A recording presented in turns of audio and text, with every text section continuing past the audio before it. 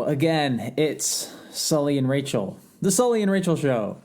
No, this is we're going to continue on the topic of starting a fitness business and all the ins and outs that go along with that.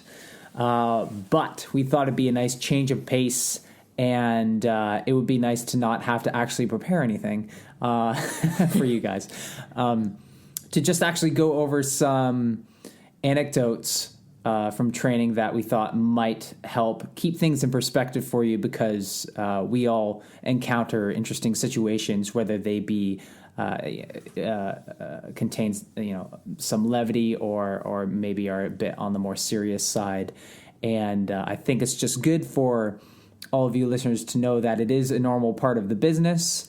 And I think if we share some of our stories, that will help maybe alleviate some stress and pressure that you may feel about your job and avoiding awkward scenarios and how to deal with that stuff. So I think also part of the reason we want to do this is it shapes our own personal decisions too. Like some of the things we experience, this is why we do the things we do, or why we react the way we do, or whatever. It shaped us as trainers as well.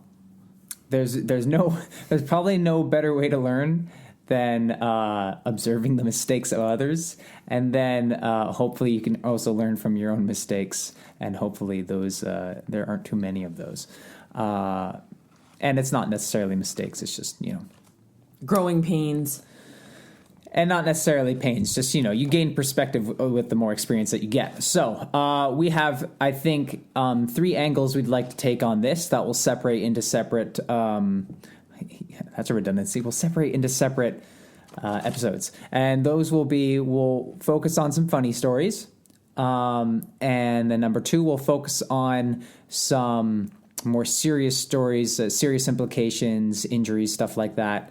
And then we'll also throw in some inspirational stories. So I'll start with a funny story, I guess. Maybe I should do these in chronological order.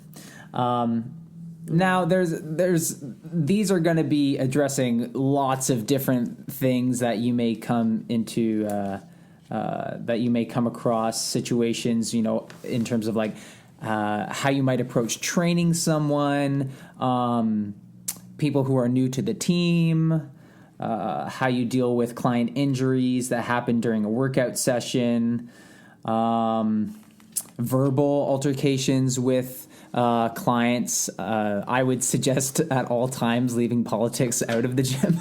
And I would hope that would go without saying.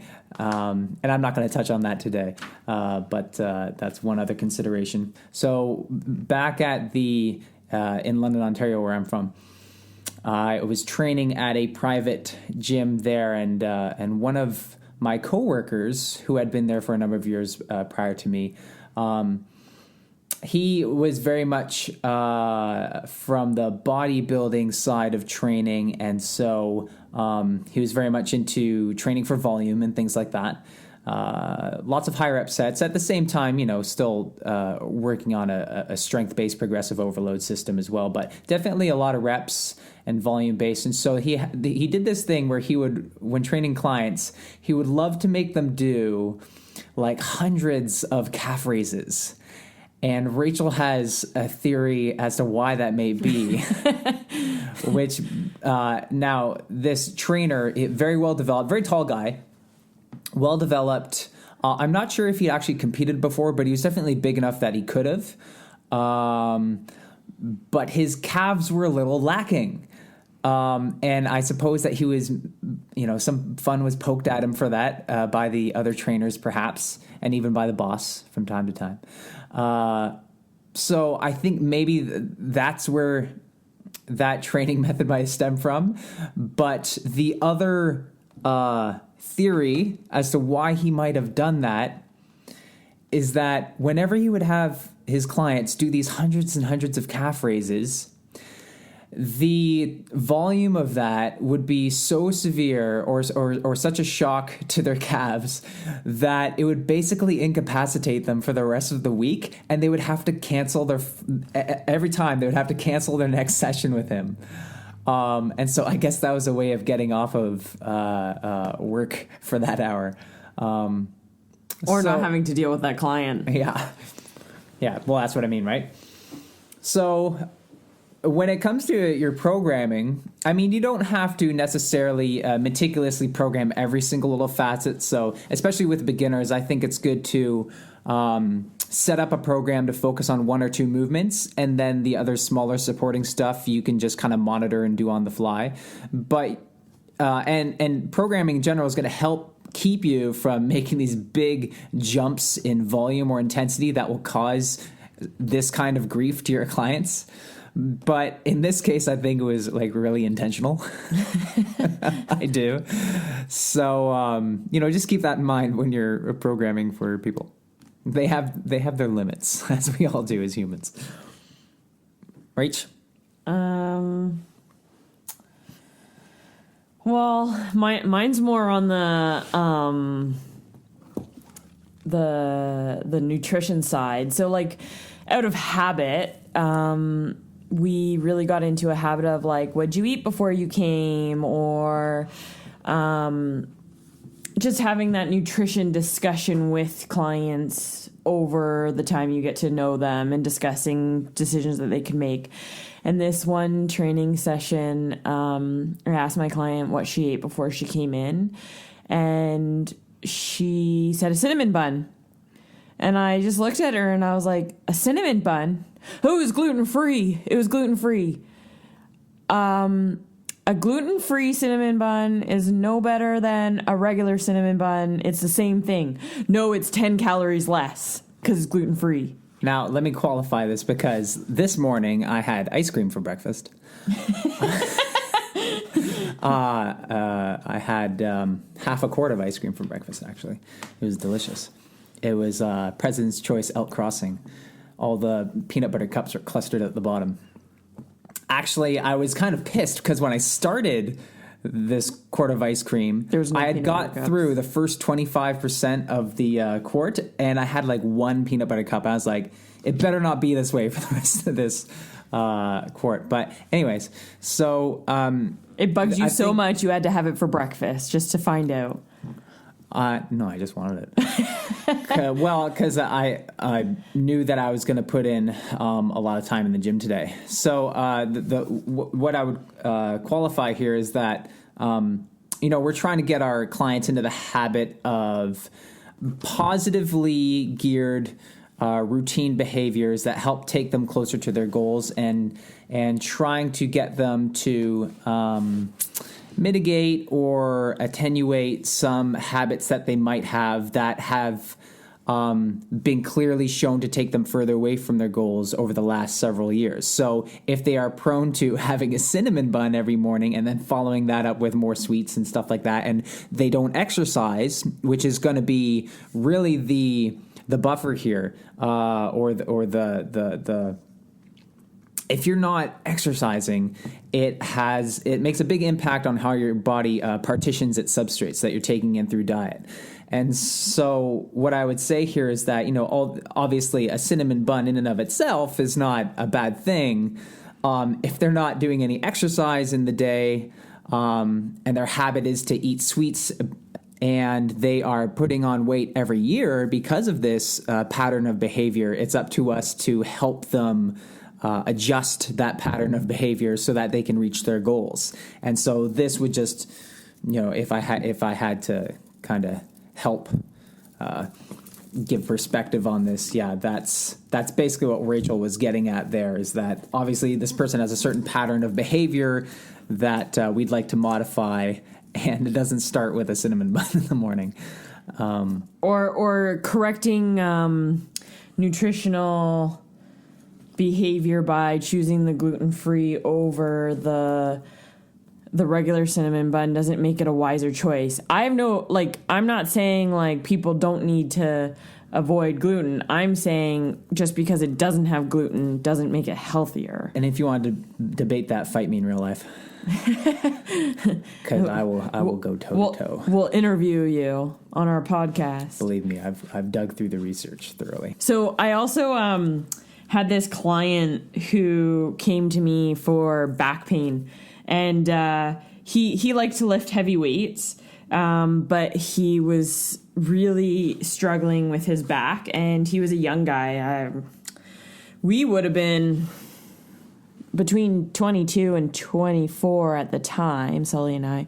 So he was a little bit older than us because we were friends with his sister. So he was probably between 24 and 26. So his sister had said to me, will you do some Pilates with him and help him strengthen his back? And then maybe his back won't bother him so much at work and with the regular lifting that he's doing and whatnot. So I was teaching him the basic principles of Pilates, pelvic positioning, going through the foundational movements. I'd seen him a couple of times. And during his intake, we had gone over the fact that he had not the greatest sleep patterns, partially because he owned a bar. So he was up super late because of this. So I have him on his stomach, and I'm trying to get him to position his pelvis properly so we can do some thoracic extensions. And I'm cueing him, and all of a sudden he stops moving. And I'm like, are you okay? Does this hurt your back? And he's not responding to me whatsoever. And I'm starting to panic, but I'm trying to stay calm. Like, why is he not moving? Like, what is happening? And all of a sudden he jerks up, and he's like, oh, I just fell asleep. I honestly had no idea. It hadn't even come to my mind, but his insomnia was so bad that for Pilates, it was so calming, it actually put him to sleep. So we had to choose some different tactics for him.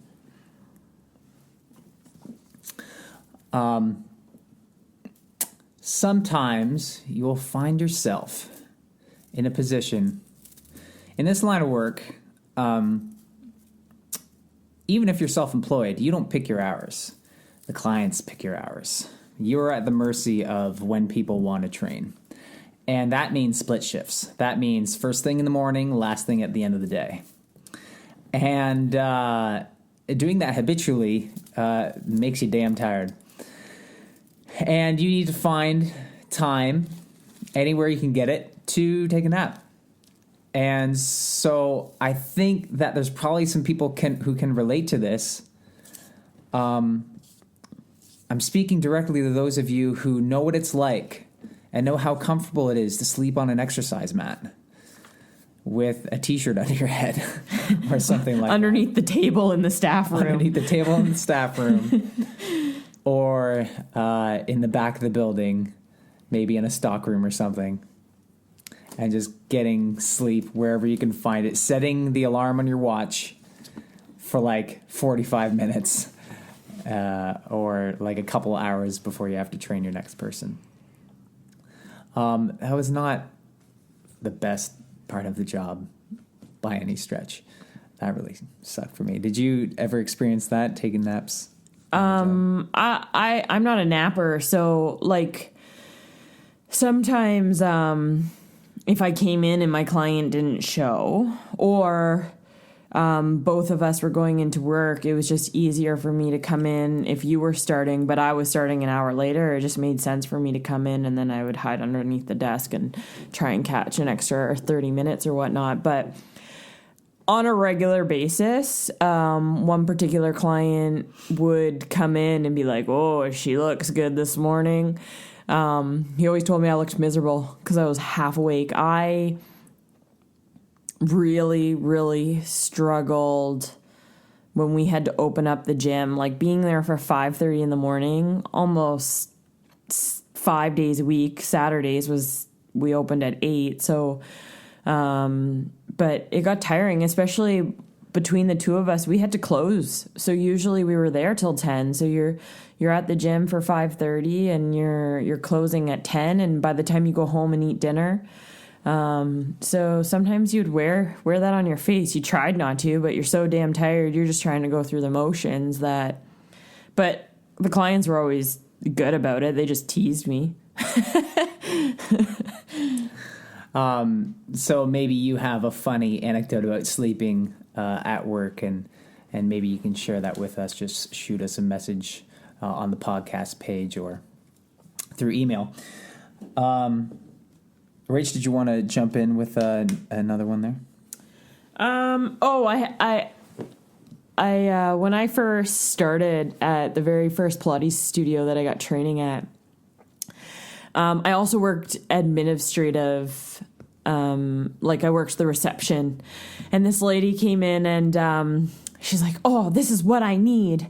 I need Pilates because my abs are dead." And I was like, "No, they're not." And she's like, "Yes, they are." And we kind of went back and forth like a couple of times. I was like, "Your abs are not dead." "Yes, they are. They're dead." No, they're not. Yes, they are. And I finally was like, "Okay, why are you standing on your 2 feet then? You're standing in front of me. Your abs are not dead." And then she was like, oh, good point. But it was just like, she didn't mean it that way. Was she drinking that day? Oh, it was quite possible with the clientele we had at that studio, but she didn't mean it that way. She was just totally trying to be like, I have no ab strength. But sometimes I can be very literal. And it was just one of those moments where I was like, no, your muscles are not dead. Otherwise, you would not be standing on your own 2 feet. But it was quite funny. And then she laughed at it. So, yeah. That's it? That's it. I'm not a very good storyteller. There's a couple of coworkers who I wanted to bring up who are kind of new to the group. One in particular, definitely one of the newer ones, like at the end of my run, and who I still outlasted. He was only there for like a couple months. This is before I started working there. I was working at a different gym. This was when we were running out of clients. Not clients. Running out of trainers because everyone was kind of moving on. Yeah, that was before I started. That's how I got hired, was that they started looking for new trainers. Right. But I never liked the kid. Did not look like he worked out. Looked like an addict. Had just like this really morose kind of very lethargic kind of way about him that just like made you just go, ugh, what is it with this kid? But I had heard stories about this kid from some other people. One of my other coworkers had described a story to me of this kid having this client do sit-ups, I think, or it could have been push-ups or sit-ups or something like that, and or maybe it was even cable crunches. And he's standing over the client saying, bow to me, or some crap like that. And this is these weird things that sometimes trainers will do in the moment that maybe they think are funny, and then you kind of have to step outside your body and listen to yourself talking and realize what a dumb fuck you are.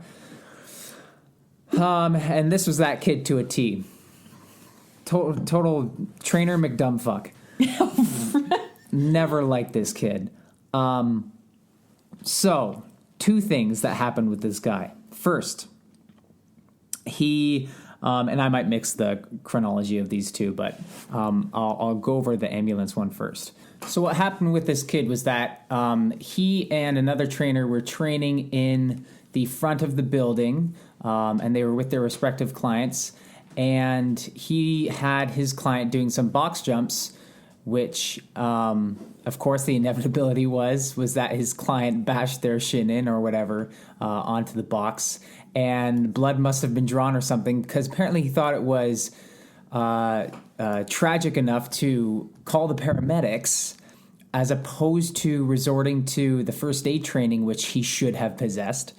But yeah, so he's like, oh, what should I do? And he calls the paramedics. And so the paramedics come, and this is getting towards the end of his hour with his client. And so the paramedics are taking care of his client at this point, and they're probably shaking their heads and wondering why they have to put a Band-Aid on this client for him. And so his hour with his client comes to an end, and his next client for his next hour has come in and is waiting for him, and he's just kind of standing there watching the paramedics deal with this client who, they have full control over the situation.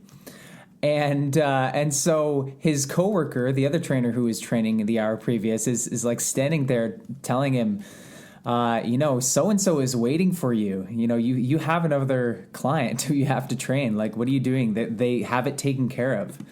So that was a situation that could have definitely been handled a bit better. And so basically our boss had to kind of talk to him about that and be like, and go over with him, like, was this the best thing that you could have done? And, what were your responsibilities at the time, and blah, blah, blah, and all that stuff. So anyways, we're getting kind of the idea here that maybe his judgment skills are not quite all that well developed. And I think this kid was like maybe 20 years old at the time. Second thing that happened. Often it's not unusual for us to have clients at like 8, 9 p.m. and then close up at 9 or 10. And at that time, there might be like 1 or 2 trainers still working at that time. And you might be in completely different ends of the building. And so, you're not even sure all the time if there's another trainer with a client training, because maybe you're all the way down at the other end. And you don't know what that client, what their routine is going to be leaving. So in this case, we had showers in the facility, and even at 8 p.m., 9 p.m., some clients want to shower before they go. And so one of the clients was showering, and it was the end of the night, late night. People just want to get out of there, particularly the trainers. And this kid closed up, turned on the alarm, because we had an alarm in the facility that you turn on, and you have to get out and lock the door within like 30 seconds or something like that. And then once that's done and the alarm is armed, basically any movement in there will get picked up, and the cops will be basically signaled to come down and check it out. And well, guess what happened is that this kid closed up with a client in the shower, and she steps out of the bathroom, and to her surprise, the alarm goes off, and she's like, oh my God, because it's like pitch black in there, alarms going off. She I guess, I don't think she could get out. Or I guess she could get out. She would just unlock the door from the inside. Well, she waited. Yeah, she definitely waited. And it was funny because that night we were all actually out with the rest of our trainers. Yeah, me, Rach, some other trainers who worked there or used to work there. We were out having dinner at a restaurant just kind of like downtown, not too far away. Or we were doing the 3 appetizer thingy for $40 or whatever. Yeah. And I get a call saying that from my boss saying, can you go down there and check this out? Because the alarm went off and the cops down there or some stuff like that. And I'm like, okay. So, yeah, I went down there and checked it out and whatnot. But I think more or less you had to lock up was what they needed. Yeah, no, I just had to lock up and everything and reset the alarm.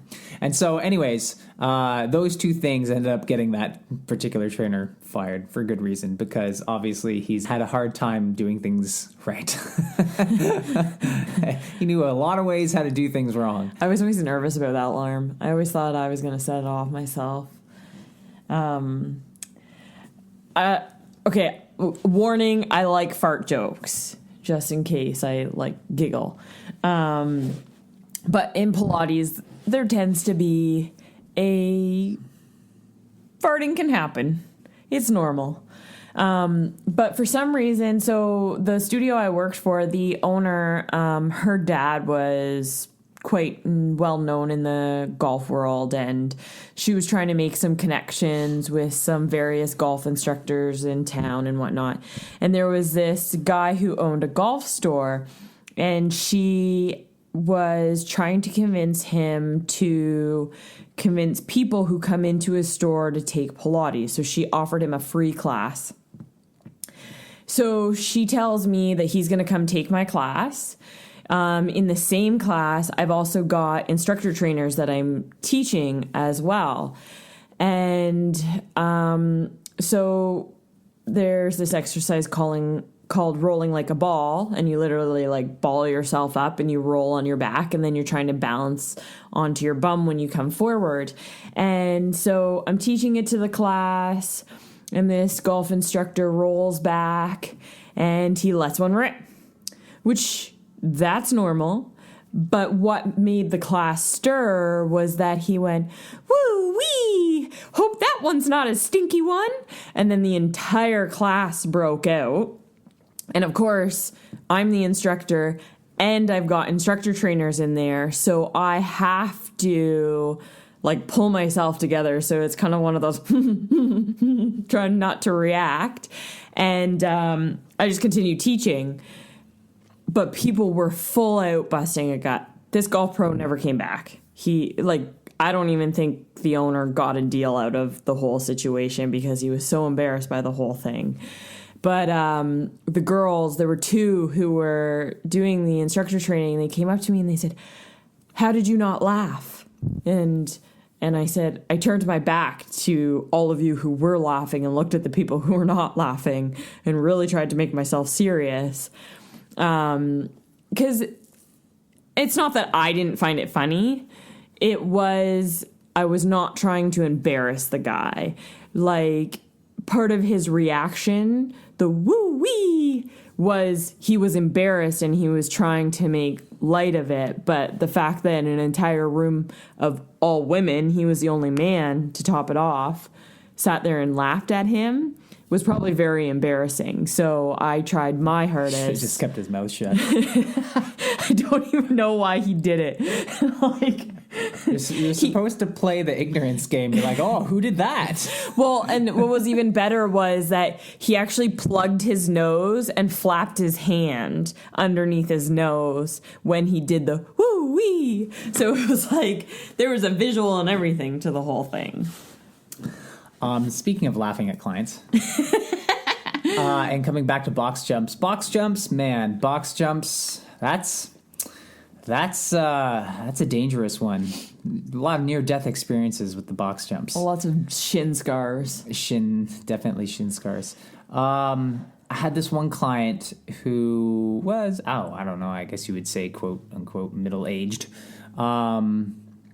His name was Gary. And so we had Gary doing some box jumps, I think on the big box, so it's about 24 inches tall. And these boxes were crafted by someone there for the gym. They're just made out of plywood. And for some reason, maybe it was just the design of them, people just always tended to bash their shins on them. And so what happened with Gary was that he missed the jump, and both of his shins made contact with the top edge of the box, and he just slid down a good 5 inches or so on both his shins on the edge of that box.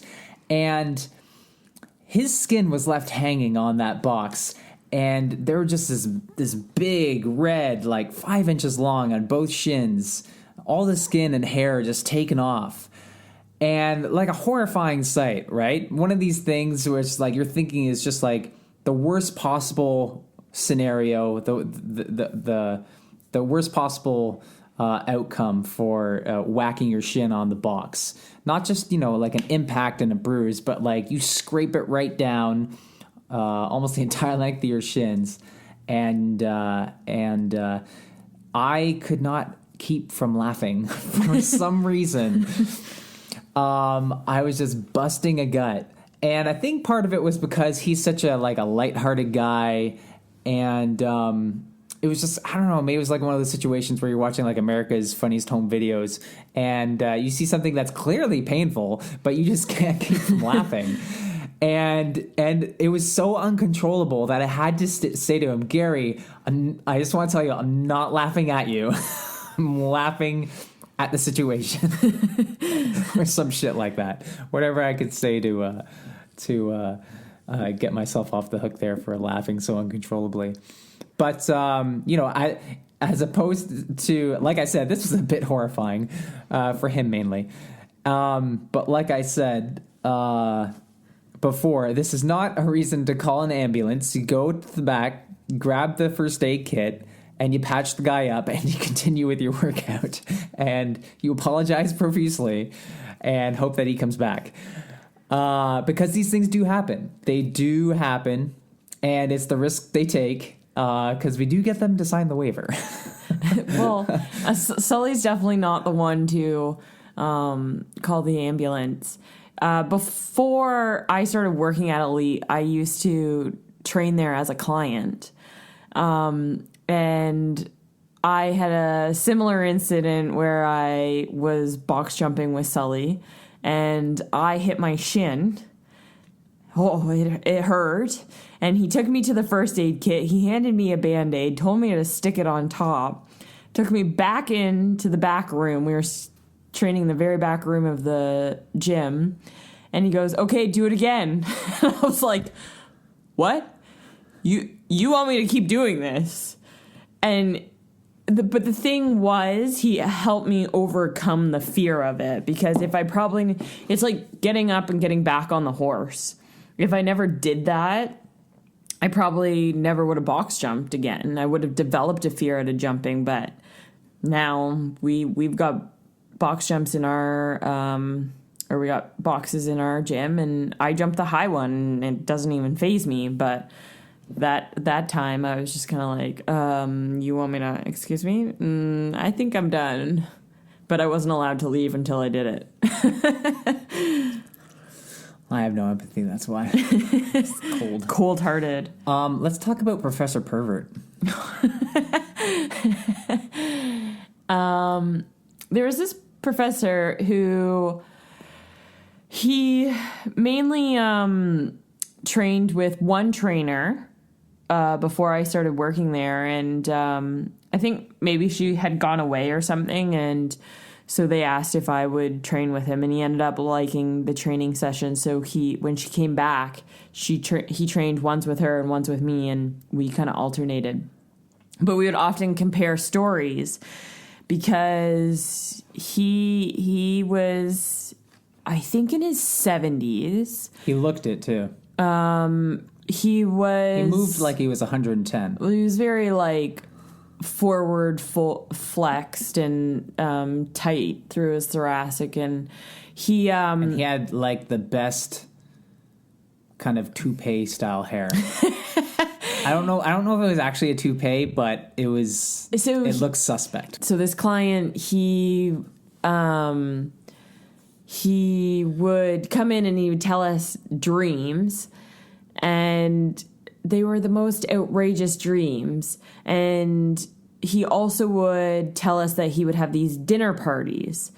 And he had a transvestite friend who would bring a midget friend. This is the dream. These are the dinner parties that he would hold. And two of his This isn't the dream? Well, it got really confusing because I think then this is the dream. This is the story that how I remember the story being told. Well, he would also claim that he would hold these dinner parties, and these people were like the fucking Mad Hatter. Kind of, yeah. But then he would dream. Oh, we got a midget on this side of the table, and we got a talking rabbit on this side of the table. Well, and also, the dreams were more like, he'd be like, you joined our dinner party. And then he would talk about how me and the other trainer were there. And obviously, if he said that you joined the dinner party, it was a dream. Maybe, yeah. What do you mean, maybe? Did you go over to his house No. for this dinner party? What are you talking about? Let's get your shit straight, Robert. Well, Well, it's been so long that I've even thought about it that I don't really remember. You don't remember going over to his house for a dinner party with a midget and a talking squirrel? No, I don't remember the details of the information that he would tell me. Because I kind of would play along and just kind of ask questions about the dinner party and or it's one of those situations where you just nod your head and say, yeah, okay. And then you look back and you don't really remember all the details. But he also... Tell me about this dinner party you went to. Honestly, I don't remember anything other than there was a midget and supposedly a transvestite. Maybe this is the dream that you had about him? No. I never had a dream about him. He would be the one coming in telling me these stories. But he would also do funny things like we would do like pivoting squats down the hallway. And every time he squatted, he would kiss the wall or he would slap his own ass. Things like that. Yeah, This man has a very dark and disturbing closet. Well, he's probably bored and needed some entertainment or something. I don't know. Can't really explain it. I trained him once, maybe twice. And this is a guy whose fitness level is like rock bottom. Rock bottom. He might have like a orange, an egg, and a coffee in the course of a day. That's kind of what his diet is. And so I was training with, and I'm like pacing this out. I'm just, we're going at his speed. But partway through the training session, he's just kind of getting quiet. His eyes are kind of glazing over a little bit. I'm like, are you doing all right there? And he just all of a sudden just kind of loses the strength from under him and just starts teetering over. And I had to catch him. I had to throw my arms under him and just kind of bring him down like a fucking ballroom dance and lay him down on the floor and put him in like the recovery position that you learn in CPR and stuff. And I'm just like, I sure hope he wakes up. I don't remember this. Yeah, but it was like it lasted for like a real brief moment. Once I kind of laid him down and put him in the recovery position, like within a minute, he regained consciousness and we just sent him home. So, and he's had episodes like that with other trainers too, where he'd have to go and sit in a chair and kind of recover. So his blood pressure would drop or something. Yeah, like his health in terms of blood pressure, circulation, blood glucose, all those biomarkers were definitely out of whack, and largely, I would imagine, due to A, lack of physical activity, chronic physical activity, but B, also just poor dietary habits.